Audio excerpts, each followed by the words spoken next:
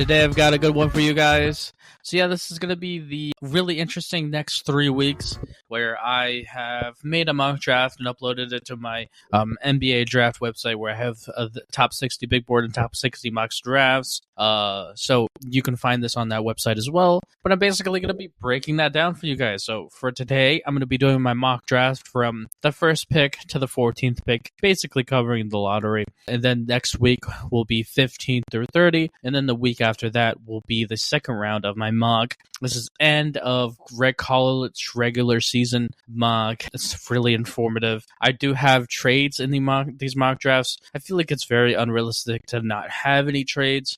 There's a lot of people that are in places in these drafts that, they just don't really have a lot of talent to really fit their what talent is in the draft, what the roster needs are.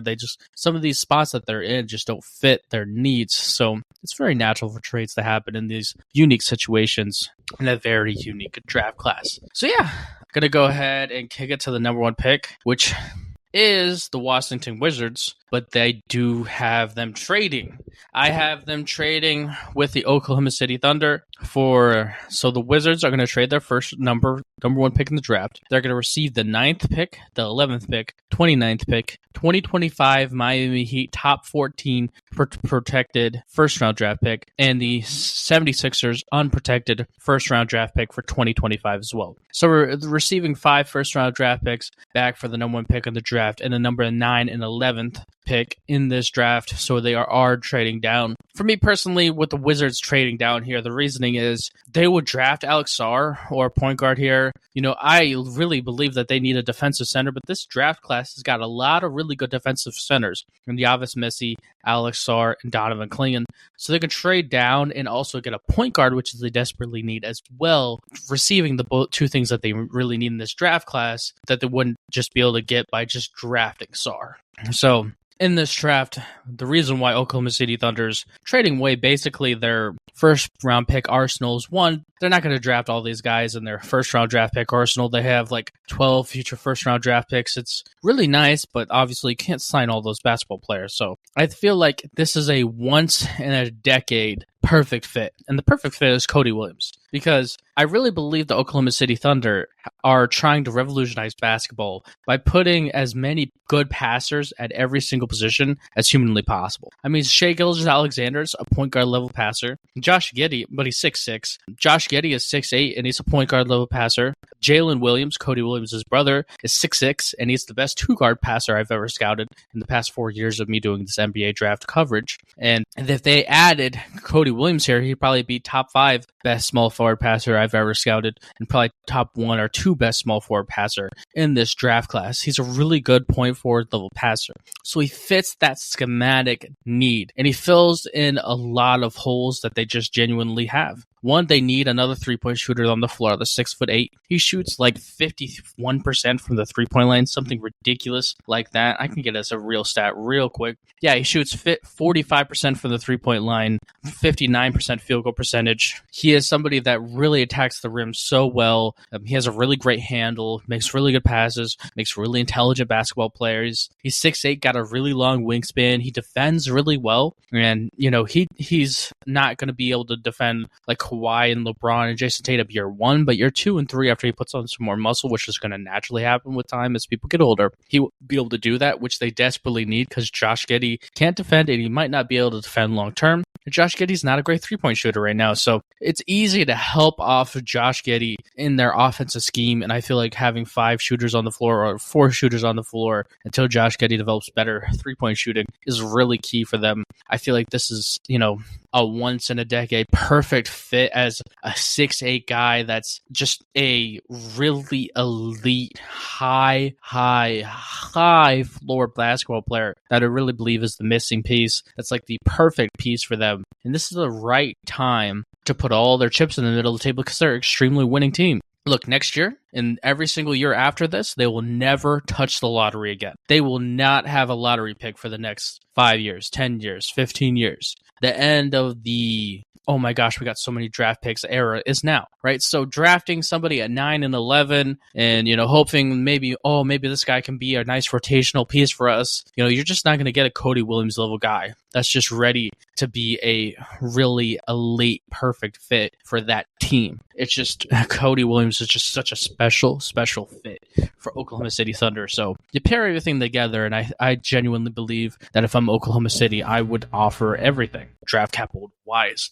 that the Wizards will want to make this trade possible, because Cody Williams would be an amazing fit for OKC. Yeah. So that's the reason why the number 1 pick is Cody Williams. Number 2 pick for the Detroit Pistons is Alex Sarr. So, Alex Sarr is 7'1" center, moves extremely well, moves laterally really well, defends the rim really well. His fluidity and his body frame is really great. He shoots 29.8% from the 3-point line. So, long term, he has a good shot at being a pretty solid spacing 3-point shooter. He rebounds well. He's defensively a freak of nature. He has a nice handle, and he has nice passing and shot creation off that handle, even though it's a little raw. I truly believe that he's an inch taller version of Evan Mobley. And, the Pistons have seen in their conference about how good of a fit defensively having Evan Mobley next to a nice center is. And it's really the defining key thing that makes Cleveland such a great defense. And the Pistons can receive the same thing here by having Sarr paired with Jalen Duran, who's a really great center, really strong, really rebounds extremely well, really good in the pick and roll, has developed a handle a little bit more this year than he used to have. This pairing would be, really be able to work, especially since Sarr can space. And defensively, they'd be very, very scary, especially when you put Sarr Thompson with this group, who is a very, very elite wing defender. Be very, very scary defensively long-term down the road. And it gives the defensive pieces that allows Jaden Ivey and Cade Cunningham to be their offensive selves, because right now they're just not ready to defend at elite winning basketball levels. So yeah, I would draft Alex Sarr here. Number three is going to be Isaiah Collier for the San Antonio Spurs. Isaiah Collier is the number 1 ranked point guard on my board. 6'4". He's really athletic, really quick. His first step is extremely special. His passing gifts in his hands are really elite. His ability to put passes on the line and just fit it through really tough angles is really tough and really special. He just has natural passing gifts in his hands. But, that forcing of the passing gifts does lead to some turnovers, which will grow with his basketball intelligence just naturally grows with time. 32.9% three-point shooter. He finished at the rim. So freaky finishing at the rim. This dude is efficient, very, very good finishing at the rim. He has flashes of being an extremely good defender. And when you put that 6'4", really strong frame, he's built like Drew Holiday, except a 2 inch taller. It's really scary how good he could be defensively in the future. And the San Antonio Spurs will mold that athletic gifts and talent into being a very good defender. Be scary in this fit. And, I view him as somebody that's very similar to De'Aaron Fox, speed and quickness wise, with De'Aaron Williams' mix of scoring and passing skill, Drew Holiday's body frame, but just like an inch taller. I would definitely feel like some of his weaknesses are overblown by people. I feel like they're not viewing him in an NBA lens, and him with Wemby be scary. And all the things that you worry about, decision making, and man, he's got to get better basketball IQ wise. He could be a really great defender, but he's got to really round it out here. He's a 32.9% 3-point shooter. Well, he's getting drafted by San Antonio. San Antonio is going to make him the best passer he could be, make him the best defender that he could be, make him the best shooter they could be. So, this is a really great fit. I really believe him and Wemby would be so scary. Wemby needs a great point guard. It really, really, really needs a great point guard. And Isaiah Collier can definitely be that. I view him as a 2 through 3 pick level talent. It's very similar to Scoot Henderson in my ability of what I think he could be as a player in similar draft grade sense. So yeah, Isaiah Collier to the Spurs here just makes way too much sense. Okay, so the next one would be Charlotte. So Charlotte's at a tough spot here. So basically, Charlotte has LaMelo Ball, who's really doing so well. Brandon Miller, who's 6'9", 6'8", probably 6'9", small forward, power forward, having a great season. Miles Bridges is 6'7". He's really came back from, I don't know what you want to call it, off the court issues, digressions, whatever word you want to put on it. But he's averaging like 20 a game right now, really getting downhill. He's very good going downhill.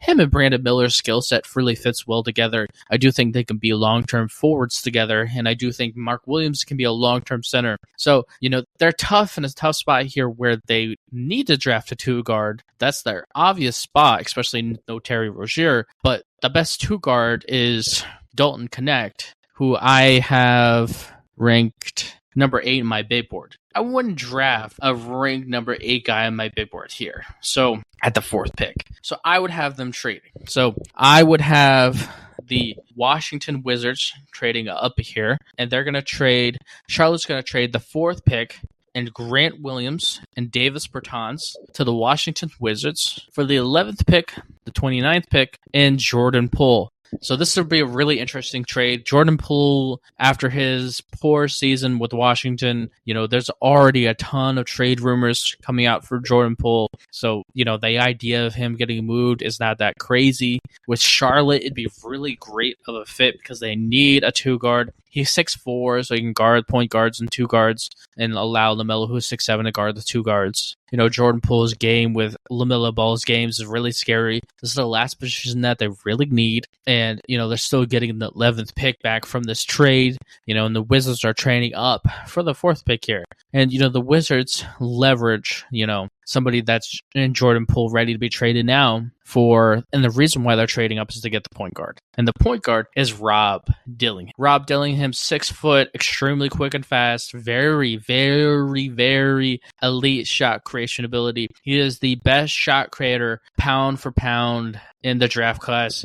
He might be just the best shot creator in the draft class. I mean, his skill, quickness, footwork, just ridiculously good. He's a good passer. I probably call him an average, above average point guard passer. Defensively, he's okay. Obviously, 6 foot's going to have his own question marks, but this guy shoots a 3 so well, has a great field goal percentage. Yeah, I mean, 44% 3-point percentage, 48% field goal percentage. The shooting splits paired with the play style is insanely elite. I personally feel like the eye test wise reminds me so very much about Darius Garland coming out of college. So I feel like Washington really gains their point guard that they need here and, moves off the person that they seem like they just went off of, which is Jordan Poole here. And they get Grant Williams, which they need a 3-and-D role player. So, they do a lot of things well here. Portland's the next team up in this draft, and it's going to be Zachary Richers, who they're going to draft. Very easy draft pick. I mean, he's a good 3-point shooter. He shot creates really well, has a really nice handle, shows really nice flashes of finishing at the rim. I'd call him an above average defender. I personally would call him a better version of Nicholas Batum. And it's kind of funny if he got drafted to Portland because Nicholas Batum's best years were with Portland. I do feel like he's the best small forward available. Portland has a few young pieces in Anthony Simmons, Scoot Henderson, DeAndre Ayton, and Shaedon Sharpe that are really good guards and centers that they probably don't want to touch and move off of. So getting small forwards and power forwards are really going to be the key for this draft class. And it just is really lucky for them that the best player available here is a small forward. So it's a layup of a pick here. Not hard at all. All right. So the next pick is the Memphis Grizzlies. And, if I'm Memphis here, you think about guys like Yavis Messi, shot blocking at the rim, 6'11" from Baylor, pairing him with Jaren Jackson Jr. You think about Kyle Ware. I mean, the idea of a 42% 3-point shooting 7-footer paired with Ja Morant would be scary. You think about small forwards possibly, or power forwards possibly, but a lot of the power forwards of Matas Buzelis and Tijuan Saloon are guys that could have some bust potential. I don't know if I would want to waste a number 6 pick in the draft on something that you might bust on. So right here, I think Memphis would trade back because I feel like 100% the guy that I would be eyeing for Memphis is Kyle Ware from Indiana, 7-footer, the 42% 3-point shooting. But he's not going to be drafted the 6th pick in the draft. So you can trade down, and there's a team that really could use the 6th pick. So what trade I have here is Memphis trading the number 16th pick for the 14th pick from the New Orleans Pelicans and Trey Murphy III. The Pelicans received Jake LaRavia and John Conchar. So, for the For the Memphis Grizzlies, I mean, receiving Trey Murphy III and the 14th pick, wow. I mean, Trey Murphy III, 6'8", really defends really well, shoots 37% from the three-point line. The Memphis Grizzlies have, like, nobody at the small forward position, and I understand that they're going to try to put Marcus Smart, small forward, Ja Morant, and Desmond Bane at the guards positions. I think that's just way too small of a lineup, and I do think that if Marcus Smart's forced to guard small forwards, then they still have the issue with Desmond Bane and Ja Morant not really being able to guard anybody. I don't think that experiment's going to work, and I think they're going to have to rotate Marcus Smart as a backup guard, and they just don't have any small forwards to do that. So they really desperately need a small forward here. The 3-and-D Trey Murphy's really big here, and the reason why the Pelicans would trade that 14th pick and Trey Murphy for the 6th pick is because, one, Trey Murphy's on a really small contract, getting like $4.5 million a year. They already have a lot of money invested in Herb Jones, Zion Williams, and Brandon Ingram. They're not going to be able to play Trey Murphy in 2 or 3 years anyway when his contract expires. So moving it off of here makes sense when you're trading up for a guy that I truly believe that would make Memphis really scary. I mean, not Memphis, New Orleans really scary. And it's Kyle Filipowski. Kyle Filipowski is a 7-foot center who is from Duke. He has a really interesting handle.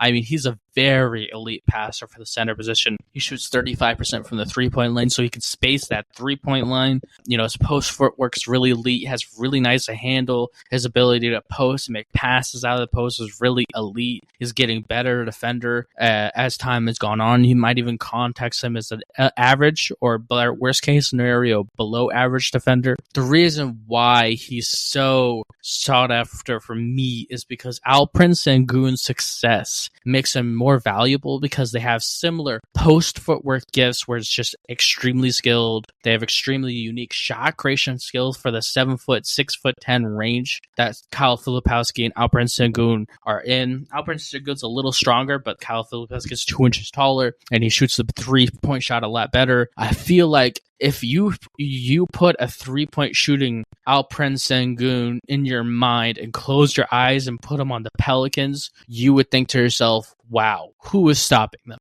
Because, man, that would be scary. This is way too scary of a good fit to pass on here. This is the Pelicans, if they had Kyle Filipowski, would be scary.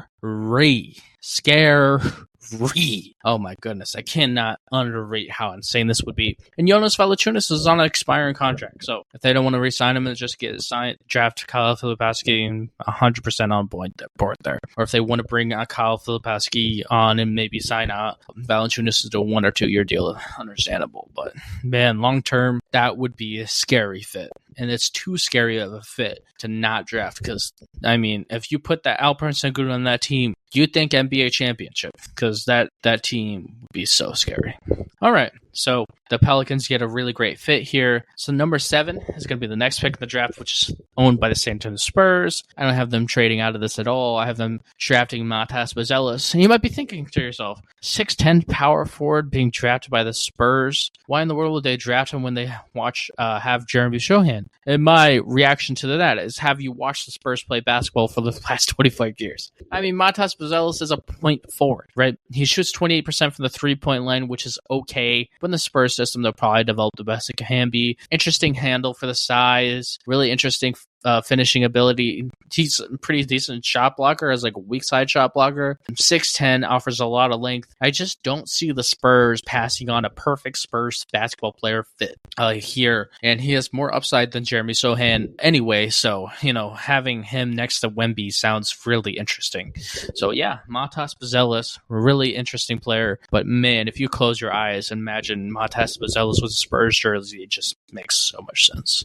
Alrighty, let's go ahead and kick it to the next team. The 8th pick in the draft is owned by the Houston Rockets, and they're going to draft Nikola Topic. So this is a really interesting draft pick right here. I have Nikola Topic number 12 on my big board. He's shooting 28% from the three-point line, 52% field goal percentage. He's really elite at passing. He's really elite getting at the rim and finishing at the rim. He has extremely raw scoring skill outside of those two things. Defensively, he's extremely poor. He needs a lot of work defensively. Me personally, I do feel like the Houston Rockets have a ton of huge upside. I really love Alperen Sengun center. I really love Tyrese and Cam Whitmore to figure out who's a small forward is long term. Obviously, Jabari Smith Jr. is going to be their long term power forward. Cam Whitmore and Tari Eason will figure out who their long term small forward is. Jalen Green is their long term two guard, and Amen Thompson is a really highly athletic boom or bust point guard. So I do think taking another shot at the point guard position makes so much sense here. And with Fred VanVleet being there for the next 4 years, he's going to give them time that he needs to develop his offensive skill set because it's extremely barren. I mean, you watch him play 5 games and you don't watch him do anything other than a pull-up three-point shot, a extremely rare pull-up mid-range shot, and hit a layups at the rim. There is nothing. I mean, nothing else there. So it's going to take a long time, and it may never happen for him. So yeah, Nikola Topic, number 8th pick here. All right, so the Wizards own the 9th pick, which they traded down with the Oklahoma City Thunder, and right here's a great pick for them, which is Yves Messi, 6'11", from Baylor. He's a really great athlete, got great strength to the position, extremely elite rim defender, really good lob threat, really good rebounder. He moves on the perimeter really well defensively. He's really, as the years gone on, developed the ability to drive and take centers off the dribble and finish at the rim. That's really interesting skill set that's opened up his offensive ceiling. I definitely really believe that the Wizards need a defensive centerpiece. And I feel like Yves Messi can be that because the Wizards can't defend. I mean, Kyle Kuzma can't defend. Danny Avdija can't defend. Jordan Poole, before he got traded to Charlotte in this mock draft, can't defend, right? Rob Dillingham, 6 foot. That's just a tough, no defense team. And look, to win championships, you need to be balanced. You need to be able to do it on both ends. And this is a step in that direction here. Alrighty. Let's go ahead and go to the 10th pick, which is going to be Donovan Clingan to the Atlanta Hawks. Wait, what? Think to yourself, Atlanta, small ball. Okay, so Atlanta for the last 5 years, has been trying to replicate Golden State. Their GM, most people don't know, is from Golden State. He signed a long-term deal, so he's been building Atlanta around Trae Young to be the Golden State Warriors, and I just feel like they failed at it. I feel like defensively, they stink. They're too small defensively. They're starting to get into the right direction size-wise with Jalen Johnson Jr.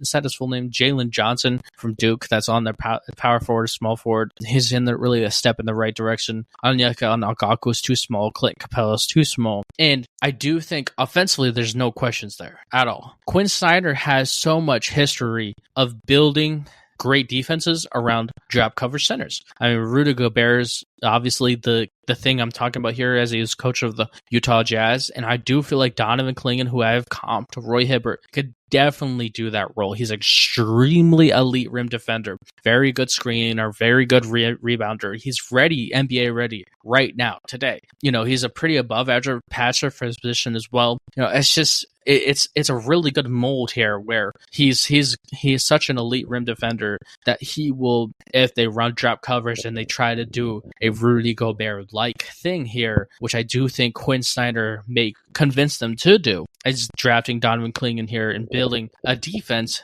that Atlanta has never had because, they've just never been able to play defense. It's always been defense. They suck at defense. They have like the top 5 best offense, but they suck at defense. So they need more length, and Donovan Clingan really does that.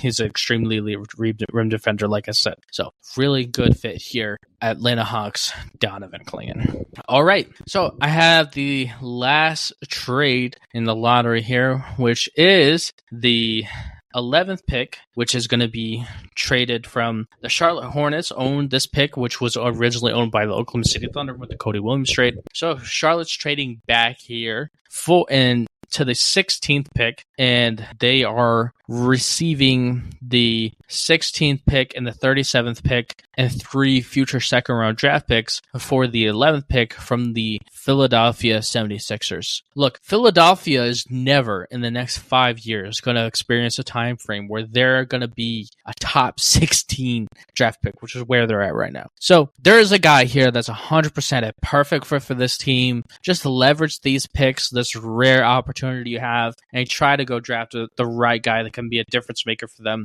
And for me, right here, it's Dalton Knecht. 6'6" from Tennessee. He's the 8th guy ranked on my big board. 40% three-point shooter, 47% field goal percentage, over 21 a game for Tennessee. He's really great driving to the rim. He's really great moving on ball. He's really unique at running a pick and roll, making good passes out of the pick and roll, scoring from the pick and roll. He's really efficient. Defensively, he's okay. Call him average, maybe below average. But, if you close your eyes and imagine Austin Reeves on the Philadelphia 76ers, tell me that's not scary. Because Joel Embiid's posting, Dalton Knecht and run off ball screens, dribble handoffs, and space for him at extremely elite clip. But when it's okay, Tyrese Maxey's running the pick and roll. We don't have anything on the end. Time to swing the ball. Okay, who's there? Nobody. They don't have a 2 guard that can go run the pick and roll and do that type of stuff. Austin Reeves would be able to. Austin Reeves giving the Los Angeles Lakers a very efficient 15, and I feel like Dalton Knecht's just a smidge better. The smidge better is driving to the rim. Dalton Knecht's really good at driving to the rim, and I feel like he'd just be a smidge better. Austin Reeves, he's 22, 23. He's ready right now to be a good player on a playoff level team. I feel like this pick would make the Philadelphia 76ers better. I feel like it really would, and I feel like if you're at that 16 spot, it's never going to happen again. Don't just, if you see a perfect fit, don't just not trade up, right? If I'm 76ers, now is the moment to get somebody that you would not normally be able to get because your team is so much better than the 16th pick. All right, so we're going to go ahead and move on to the next pick of the draft, which is the Chicago Bulls. Chicago Bulls will choose Tijuan Saloon. He's a very elite rim attacker, average handle. I call him, he flashes sometimes, but sometimes it can look a little raw. Average 3-point shooter, good defender, 6'9". His length is really interesting. His movement skills for that length is really, really interesting as well. He's an obvious positional need for the Chicago Bulls. He's a little bit of a boom or bust draft pick, but, they really need that position because Patrick Williams has been just okay. So it's the only position that I have a real need for if everybody's healthy, and they are going to bring DeMar, Zach LaVine, and Cody White back, and Nikola Vucevic back another year to try to make another run next year. So I feel like Saloon's the best fit here. The next pick is going to be the 13th pick, which is going to be Portland, and they choose Ron Holland. Ron Holland's a G League Ignite player who's the G League is going to shut down, so he's the last generation. He's averaging 20 a game, 44% field goal percentage, but specifically speaking, what I want to talk about, 24% three-point percentage, that is extremely low. That is Jonathan Kuminga-like numbers coming out of G League, which is really worrisome. He's a gifted athlete. Man, he's got to go to handle. Man, can he get downhill and put pressure at the rim at extremely elite ways. He's a good defender when he's focused. This is a boom or bust draft pick because a 3-point shot can sink his ability to be a starter in the NBA. But, Portland has so many years before they're going to ever be competitive, so they can take the risk like this on this boom or bust level guy. All right, so the 14th pick is going to be the Memphis Grizzlies because they traded the 6th pick to the 14th pick with the New Orleans Pelicans, and they choose Kyle Ware. Kyle Ware is a 7-footer from Indiana. He's averaging 16 a game, 60% field goal percentage, and 44% three-point percentage. I'll say that again. Kyle Ware's averaging 44% three-point percentage. The past 5 years, draftable guys, the only guy that had a stat like that, just 3-point shooting-wise, was Chet Holmgren. Not saying he's going to be the next Chet Holmgren, but hopefully that'll put how absolutely insanely elite that 3-point percentage is. That's extremely high for even a 2 guard, a point guard. Dalton Neck doesn't even have that high of a 3-point percentage. So this guy's a very, very elite 3-point shooter. He is a little thinner, so he finished defending the rim will take a few years for him to become good at, but he moves so well on the perimeter, guards the pick and roll so well for the size, very smooth mover. So he kind of makes up for his lack of rim defending with being just really good at defending the perimeter. He will do better with time. I feel like this is a perfect fit because you don't have to worry about, oh my gosh, he can't guard the rim really well year 1 or 2 because you have a DPOY 6'11" guy right next to him, Jaren Jackson Jr., right? And if they were able to have put Jaren Jackson Jr. at the 3-point line, Kyle Ware at the 3-point line, Trey Williams at the 3-point line, just say 5 out, who's going to guard Ja Morant? Nobody. Look, Ja Morant with a 3-point shooting center is just insane, right? They might want to keep Steven Adams there for another year to teach Kyle Ware the little things about being a center, sure. But man, dude, oh my goodness, Ja Morant with a 3-point shooting center like Kyle Ware is beyond scary. So, I wouldn't let this guy fall out of this range, and I feel like you can safely draft him here at 14, which is why they trade down from 6, because they get a really key guy here at 14 in Kyle Ware. So this is going to be the end of this mock draft. Again, next week is going to be 15 through 30, and then the week after that is going to be the second round. Really great stuff. I really put a lot of thought into these mock drafts. It's very detailed. I'm very proud of it. Everybody, hopefully you guys, the March Madness special that I made for you guys helped you guys make good brackets. Hopefully you guys are enjoying March Madness. It's such a fun time. You can't replicate it in any other kind of way. It's so much fun. I really appreciate anybody that listens to the podcast, supports the podcast, does whatever you do with the podcast, even if you listen to it and don't tell anybody else about it. Who cares? Share it with your friends, but I do this because I love it. I want you guys to enjoy it. I'm happy that somebody else does enjoy it. So that's all I really need. So thank you guys for listening. Hopefully you guys all have a great week and hopefully have fun watching March Madness because I will. All right. Have a real good week. Peace out.